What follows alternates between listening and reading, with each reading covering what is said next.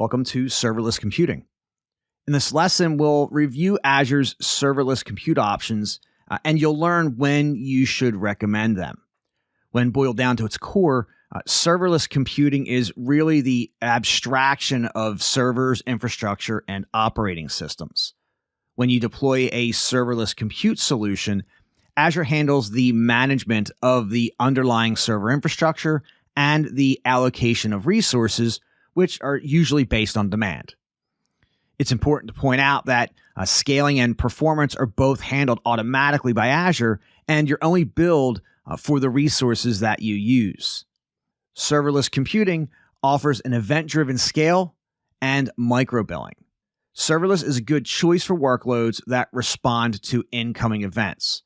For example, events include triggers by timers, HTTP, queues, and more.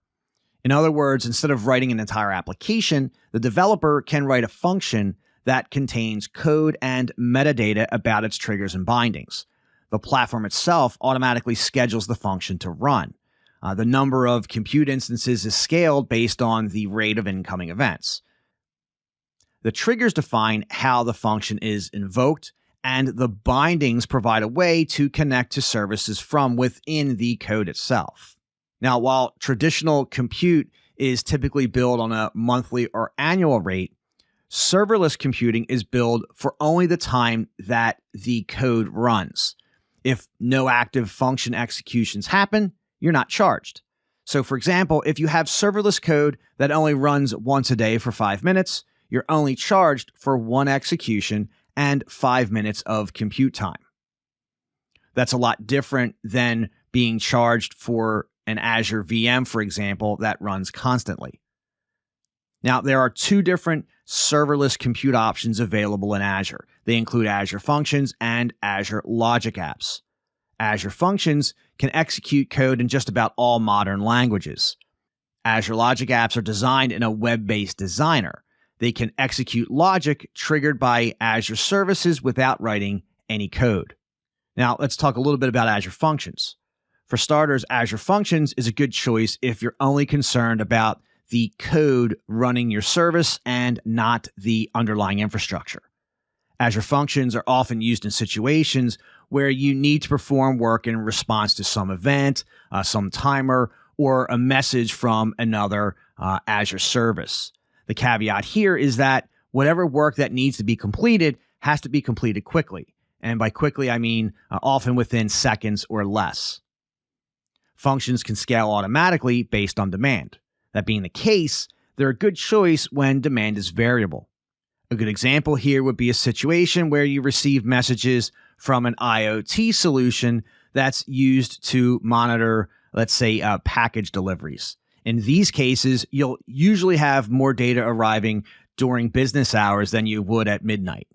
In such cases, if you took a VM-based approach, you'd be racking up compute costs even when the VM is idle. When you use functions, Azure will run your code only when it's triggered. Azure will automatically deallocate resources once your function is finished.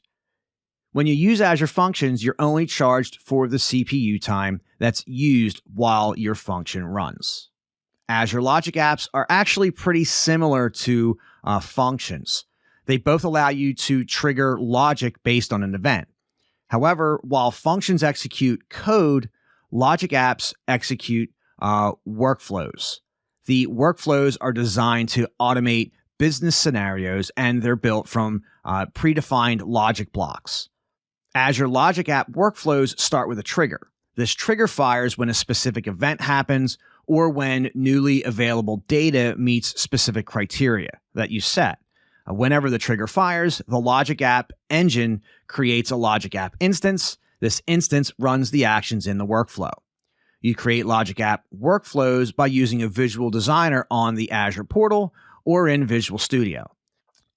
The workflows are persisted as a JSON file with a known workflow schema. Now, because Azure provides over 200 connectors and processing blocks that allow you to interact with different services, you can integrate and interface with some of the more popular enterprise apps. You can also build custom connectors and workflow steps if the service you need to interact with isn't covered. Let's take, for example, an integration with a Zendesk. In a typical scenario, a ticket arrives in Zendesk. When this happens, you can use logic apps to trigger a few different actions. For example, you could use cognitive services to detect the intent of the message. You could create an item in SharePoint to track the issue.